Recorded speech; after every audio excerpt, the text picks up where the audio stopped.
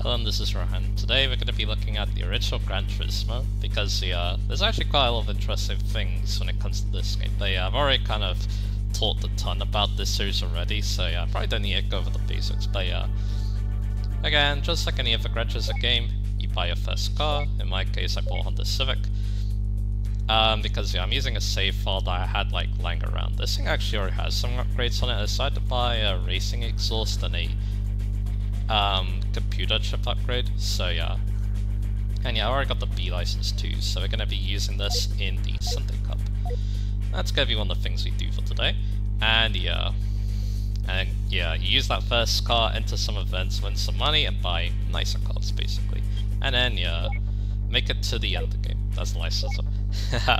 And the end game in this game is the GT World Cup, by the way, so we also need International A, but we're not going to worry about that. Instead, let's try the Sunday Cup, which is a gateway to the world of Gran Turismo, a great place to prove your skills. Let's go. And while I'm doing this, let's talk about why I want to show this game off. There's two main reasons why. The first one is I was actually considering this as a future playthrough, but I decided against it because, again, looking at the feedback from my update video, where I did actually play this game too, so that's kind of cool. But I looked at that feedback and it does sound like most people want me to stick to playing RPGs, so playing a racing game like this would be too drastic. Even if, I do think that, the Gran Turismo games, they do have some kind of RPG mechanics, I guess. They're not RPGs, that's for dang sure, or not even racing game RPG hybrids in my mind, but I still think that, there is, like, some aspect of it. You've also got, collecting cars and stuff, the upgrading and stuff as well. Like, upgrading your equipment in RPG as well, it's kind of like that, but again, it's not really an RPG. There are definitely some RPG racing games, and I will be sure to talk about those at some point. I mean, I've talked about Evolution GT, but there's another one that comes to mind, a very infamous example, but so again, for G2 Jurassic Return, so I decided against it, even though, I think I could have definitely done a pretty good playthrough of this. Or at least try to. There are definitely some hurdles though, like the music for example. It's a bit of a complicated matter, but basically the in-game, or when you're racing, you use the licensed soundtrack, which that's a bit of a problem. but when you're not racing, you use an unlicensed soundtrack. So basically, you're kind of you kind of have to lower the volume and just hope for the best. That's kind of what I'm doing here, but I probably won't get, I probably don't need to worry too much because I don't earn anything anyway, because, I'm still a small channel, so again, maybe I could just put the music on full blast, but I decided to lower it just in case. But anyway, so back to, what I'm trying to talk about. I guess another hurdle will be some of the difficult things to record, mainly license tests. They're pretty difficult in this game, so I don't know if I would be able to, get all gold on them, basically, so that's why, that would have made things pretty difficult, although compared to GT4, I think Gran Turismo 4 has easier license tests sometimes, but there's a lot more of them in GT4, so in this game it kind of balances out because there's less of them, but a lot of them are difficult, so so that's interesting. But anyway, so back to talking about stuff. There's also the endurance races, which again, those would have been pretty difficult to record just because again, they're very long races. The longest durations is like 2 hours, I think, so trying to record all that would have been a bit difficult, so especially because running out of things to say would definitely happen a lot there. But for the other events, it won't be too bad. No race goes longer than 5 laps in this game, if I remember correctly, so But anyway, so another reason why I wanted to do this game on the channel was topics, and that's also why it's getting this video here. Because it allows me to talk about some things regarding racing games that would be kind of relevant, so because it would be less relevant when I was actually playing an RPG, so anyway, when I first raced an O-Ring Mini, so there you go. It's called O-Ring because, I don't know, I mean, it looks autumny, but the problem is that what happens when it's not autumn. But anyway, every series in Gran Turismo is actually a championship, so we don't actually have to win every race, so that's good. But winning every race will give us more money for upgrades. And I know that after this, we do the Sunday Cup, I can buy tires, I think, so and then we're gonna be in the money. You don't need to qualify, but yeah, I'm going to anyway. It's potentially free money, or a better starting position. So because if you don't qualify, you're always at last, but then again, you can get to the front pretty quickly, but anyway. So there's one topic in particular I really want to share while I was playing this, and yeah, it's the fact that, yeah, why do I gravitate towards racing games more than car races, basically? Like, yeah, basically, why does this look more interesting to me than a car racer, basically? Again, if you're...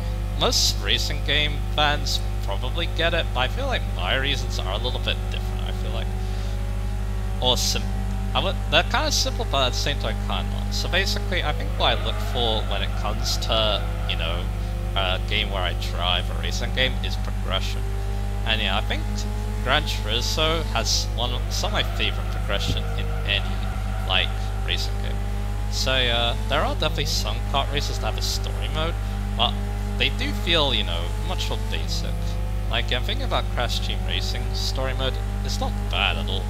It's pretty good actually, but yeah, I guess the thing is that, yeah, you can't really, from what I remember of it, you can't really modify your car or kart or anything like that, so you can't just, you know, stuck with the same kart, or not really same, I think you can switch characters, but that doesn't really improve your performance, it just, you know, it's just a different character to play as, so yeah. So then it's like, yeah, you're kind of just using, you know, the similar equipment, I guess. Of course, Mario Kart does kind of mitigate that somewhat because of the higher CCs. But still, you're kind of just driving a car that looks the same, basically. Well, not really the same. Again, you can definitely mix and match, but yeah, it kind of just feels similar, you know? But then you have this game, and the thing about, you know, Gran Turismo game is, I feel like there's some progression going on. Well, the progression is a lot more clear-cut, basically. So you have this game, yeah, you start off with, you know, this Honda Civic, which, yeah, again, it's a pretty basic car and all, but yeah, you earn money, you can upgrade the Civic to make it even better than it is currently. I do think it's a pretty good start car. It's an FF, so it can do the FF event that we may or may not do, and also, I think it also completes an event too, but I guess we'll see about that. Anyway, so yeah, again, I can either upgrade this car, or if I have enough money, I can buy a stronger, faster car too. And there's also a lot of nuance to it too, because yeah, the earlier Gran Turismos have a used car dealer, so then yeah, I can look in there and see what interesting finds I can find. This Civic was from there, so yeah. So again, there's a lot of nuance to, you know, getting a new car, basically. It's not just, you know, driving your favorite car in the car race. It's thinking about, yeah, what can I afford? What upgrades can I get? All that. So I feel like, yeah, there's a lot of nuance to how you progress. And then, yeah, of course, events, that's pretty basic again. It's pretty similar to a kart race, of course. In the early events, you're going to be on the easier tracks, basically. And then, yeah, as you progress, the races get longer, and also the opponents get tougher, and of course the tracks get more complex. So, yeah, again, that's pretty similar to a kart racer, but again, I think it's just, you know, that progression, you know, starting off small with your car, but then working your way up. So, yeah, that's definitely one reason why, yeah,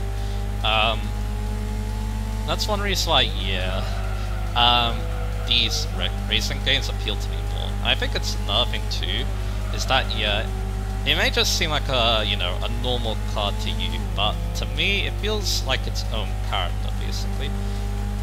I think one thing I was probably going to talk about was, cars to me are like people as well, or living beings. Of course, my Civic here, its face is the front, I guess, and the noise it makes is how it talks, and then its behavior is how it drives. Basically stuff like that. And I know that sounds really weird, but to be honest, yeah, when you like cars a lot, then yeah, that's kind of how you start feeling about them, so yeah. So yeah, again, it's very weird, I know, but yeah. Again, cars do mean more to me than most people, so yeah, again, that's kind of another reason why, yeah, a racing game is, you know, a racing game like this appeals to me more again, but anyway. So let's go to the next session, alright. So yeah, I'm trying to think what other things about the progression. I feel like, yeah, I think another thing about the progression too is, yeah, I do want to have a lot of meat on my bones when it comes to progression.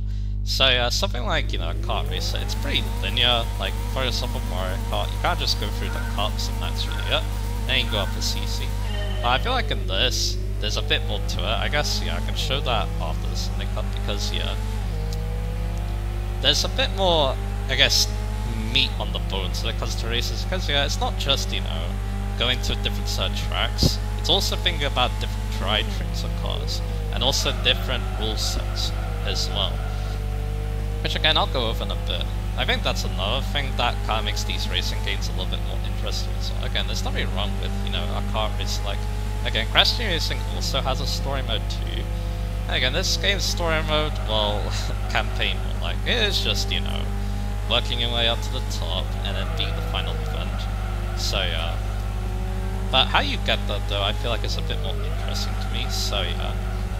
So that's why, yeah, again, these Gran Turismo games really, mesmerized me a bit, and again, I think Gran Turismo 1 was definitely a big pioneer. There was a reason why it sold so well. Again, this is the best selling game on the PS1. I said that a million times at this point, it feels like, but yeah, again, this game sold more than Final Fantasy 7. That says a lot, because remember that Final Fantasy 7 was also a big revolution, so this game must have been an even bigger one. So yeah. Again, maybe because, yeah, it was kind of more of an adult game, and during that time I think people are looking for games like that, but still. I'd still think that, yeah, Gran Turismo games can still appeal to younger people, especially people who want to get into cars as well. I think that's one of the MOs of the series nowadays as well, so yeah. So again, yeah. So then again, this game must have been like revolutionary, and yeah, I think it did set a big standard considering that, yeah, a lot of games would come after, and if you consider Gran Turismo clones, a lot of them aren't very good. Like, yeah, I thought that square a little bit with Final Fantasy 7, but they actually tried to make their own Gran Turismo game called Driving Emotion, and no one liked it, so yeah, then they stopped it right there, so yeah, that was kind of funny. Konami would also actually make their own Gran Turismo rival, but the problem was, is that it came out, like, right after Gran Turismo 4, if I remember correctly. It was called Infuse, yeah, but actually Infuse is pretty good. It's just that, yeah, again, it got greatly overshadowed by Gran Turismo 4, so yeah, which is a shame. Stuff like that happens, so yeah. So yeah, again, so again, like I said, these Gran Turismo games, yeah, definitely showed that, yeah, you can make a game where, yeah, you can have, you know, real-life cars, and then, you know, make a compelling single-player campaign. Again, that's kind of what I look for in racing games too. I want a very good single player, to be honest. I think that's one reason why I don't really play modern racing games nowadays, and why I kind of stick to the older ones like this. It's just that, yeah, again, it's just that, again, yeah, this game has like a really compelling story. Oh, not story. It has a really compelling single player mode. Again, I just really like the structure of the classic GT career mode, so yeah. Always liked it. Because again, there's like a lot more to it than just, you know, racing and stuff. You obviously can collect cars, you can obviously upgrade and all that, so yeah. Again, I find it more interesting than, yeah, like, you know, what a kart racer does again, so yeah. Again, I guess another thing too that's kind of funny is how the game plays as well. I think one thing that made me enamored with the games I really like Gran Turismo 4, the Tokyo Extreme Racer games is, yeah, I think another thing that makes you feel like, you know, the cars are more than just, you know, something you drive. It is the tuning aspect too, because, yeah, you can tune the cars in these games as well, not just upgrade them too. Like, you can also tinker with the suspension once you get a suspension upgrade, you can tinker with the aero. In this game, you need to make the car a racing car with a racing modification. You know, stuff like that. And again, I feel like it gives these games, I don't know, an interesting set of depth, I guess. And again, it's really fun to find, you know, a good build or good setup, and then, yeah, take it to the track and then, yeah, watch it as it destroys your competition. So yeah, it's really cool stuff. So yeah, again, these racing games, yeah, they do a lot for me. That just, you know, scratch an itch of, you know, a really fun single-player campaign. So yeah, that's kind of one reason why, yeah, these Gran Turismo games are, yeah, kind of special to me. So yeah, and other racing games too. Like, yeah, I really love the progression in Tokyo Extreme Racing as well. Well, that game is a little bit different because, yeah, you kinda, you know, you're also progressing, trying to get better cars and all that, but at the same time, too, you're progressing so that, yeah, you can explore more of the map in that game, and also, yeah, getting better upgrades and all that, and then finding really difficult boss fights. It's a very different series, obviously, so, yeah. Anyway, so Sun Cup is only a 3-race series, but that's okay. We get 15,000, so yeah, I can actually upgrade this pretty nicely, so yeah. And we get a new car, that's the Mazda Speed Demio, which isn't a very good car, so yeah, what we're going to be doing is upgrading the Civic. Because we're going to be using it for some events coming up. Like, I guess I can show that. So yeah, of course, you have the GT League. These are the main events, so you got the Clubman Cup, and you got the A license, the GT Cup, and then we got the GT World Cup. And you can't see these. Next are the graduate financial cars, advanced skills required, and the GT Cup. Pay yourself against top class drivers as high caliber battlefield hardship cars, and then GT World Cup, this is for race cars. And also trying with real racing cars. Then after that, you've got the special events. These are some events you can partake in. You've got the FF cars, this is for front engine, front drive cars like my Civic. Then you got FF cars, and it says the real McCoy sports cars, which I have no idea what that means. Then we have forward drive, obviously. Then we got lightweight. This is kind of weird. This battle with lightweight cars. I believe this has like its own like selection, but yeah, I do think the Civic I have does compete there. Then we got the A license. You could do these country versus country ones, like US versus Japan. The thing is, this game has mostly Japanese cars, so this is kind of weird sometimes. Mainly this event, UK versus US. So yeah, then after that are the very high tier events. You got the Mega Speed, where yeah, you want to upgrade your car lots there. This event I find really difficult, the Normal Car World Speed Contest, because you need to use a normal car, and it's kind of difficult to go up against the AI there, no upgrades allowed. Then you got the opposite, where it's the hard-tuned car speed contest, where yeah, you want to use a heavily tuned car there. And then the free endurance races. The Grand Valley 300 kilometers, and the special stage Route 11 all-night endurances.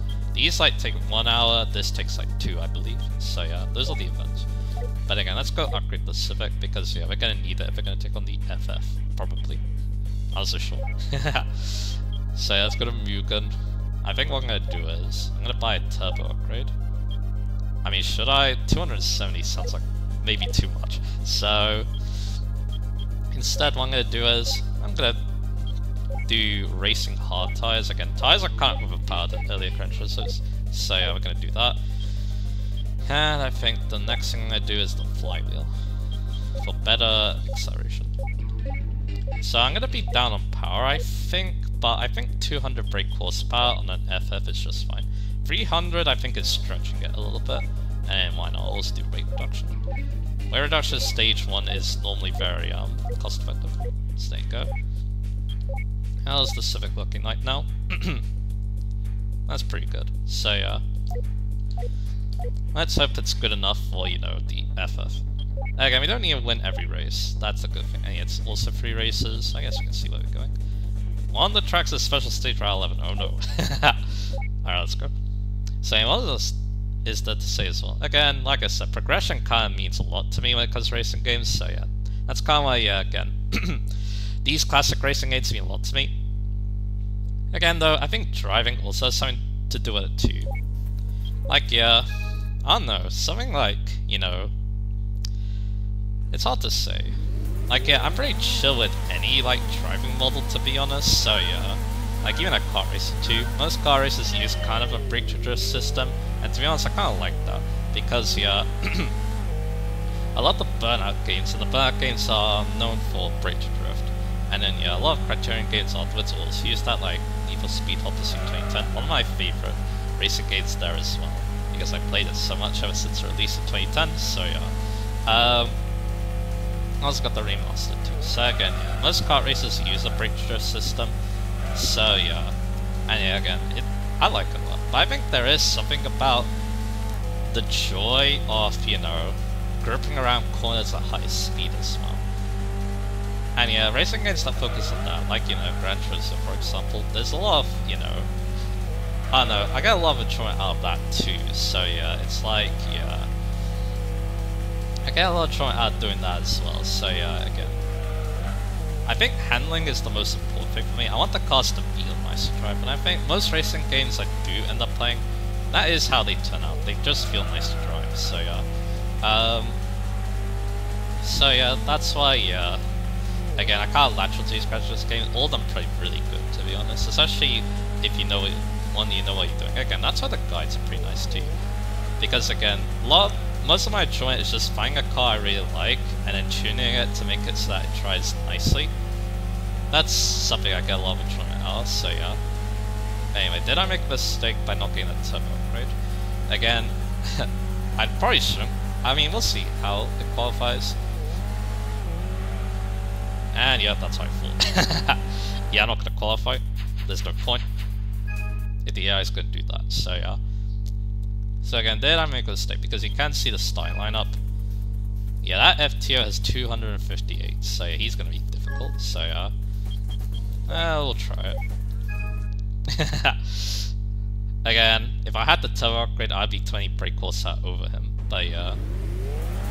I mean, this game isn't super realistic, so I don't know why I thought that, yeah, I would be at a disadvantage with the turbo upgrade. I'm not so sure. But anyway, I was able to catch that FTO regardless, so yeah. Because this event is definitely a step up from the, it's a step up from the Sunday Cup, as you can probably tell. But the good thing is I do have the tyres, so I'm probably faster around the corners. But anyway, again, yeah.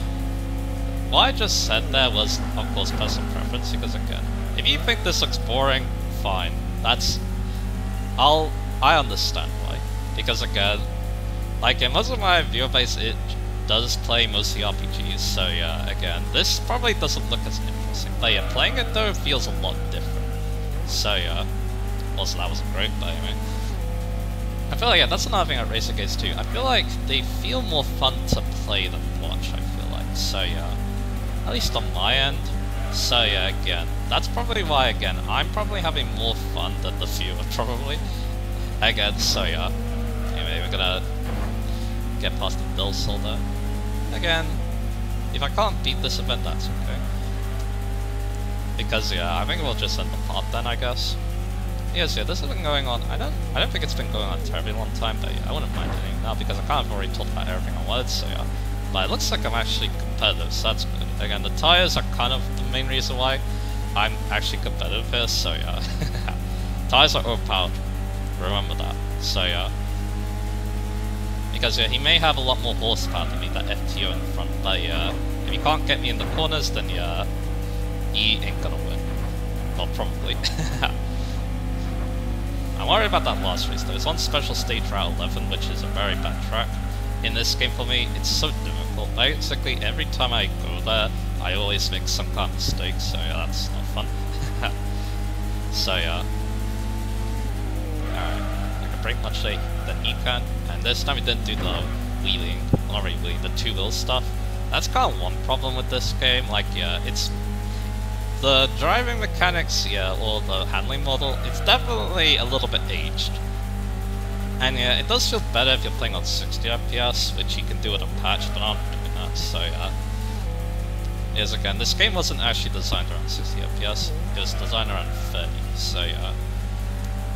Alright, can we get him? Now, another problem too is I think rubber banding is in this game too, which isn't great.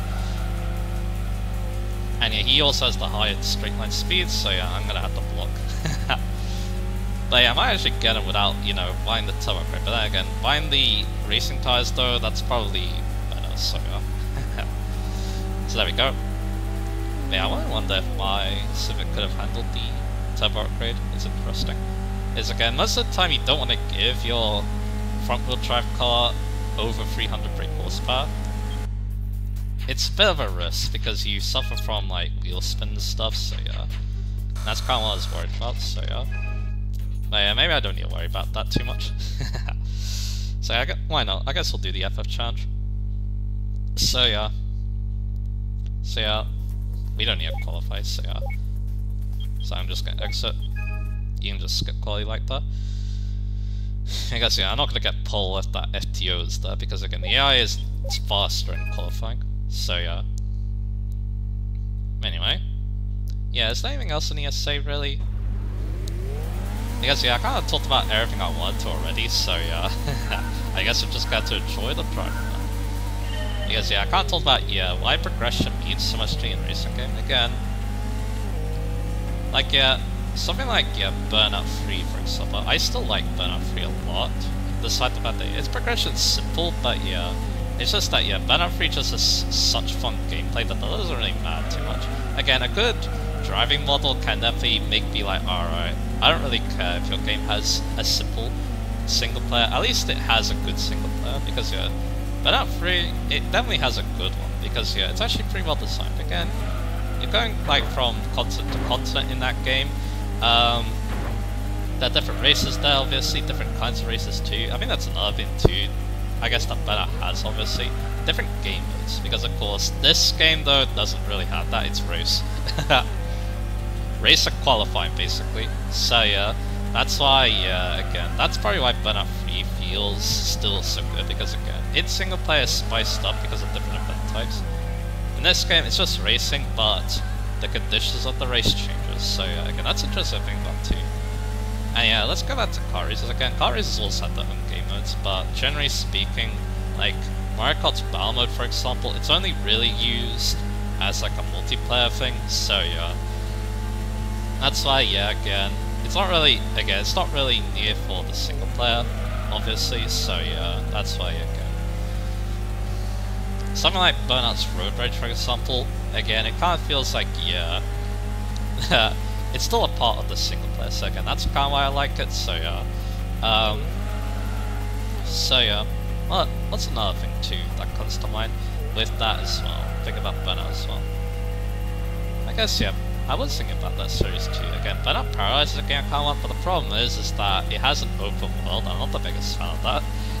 Like, even my younger self is like, why do I need this open world when I could just play Burnout 3, for example, Burnout Revenge? So yeah, again, it's not bad. Like again, Burnout Paradise is a very quality game. It's just that, yeah, again, compared to the pick up and play nature of Burnout 3 and Burnout Revenge, I feel like, yeah, I prefer those. So yeah. Because again, I don't need to worry about an open world, basically, so yeah. And there we go. We won that race too. So yeah, I should be able to win the championship, that means. As long as I don't do so terribly on Social Stage Route 11, which, yeah, that's asking a lot from me because I'm very bad at the tracks, so yeah. Because it's a nightmare in this game, so yeah. I guess that's one good reason to not do this game of chat. I don't need to go through Special Stage Route 11, so yeah. Yeah, as overall, this track is hard, and you'll see why when we play on it. So I don't want to qualify. Yeah, why is it this like this is the hardest track in the game too? So yeah, I guess you could go against what I was talking about before with the, you know, you progress by, you know, you have the easier tracks every game, but yeah, this is the frickin' second event that I'm doing, and we have the hardest track in the game, so yeah. So that's kind of funny. So what else is there that could be said? I guess we could talk a little about story modes too. Most racing games don't have them. Like, yeah, if you're talking like, you know... Actually no, I can't talk about something else. So yeah, again, I was kind of talking about this before, but the fact that a racing game like this doesn't have a story doesn't really bother me that much. And the main reason why is that I'm the one creating the narrative here. I feel like, because again, it's all about what I'm doing, what cars I'm buying. And yeah, I'm kind of basically creating a narrative around that, so yeah.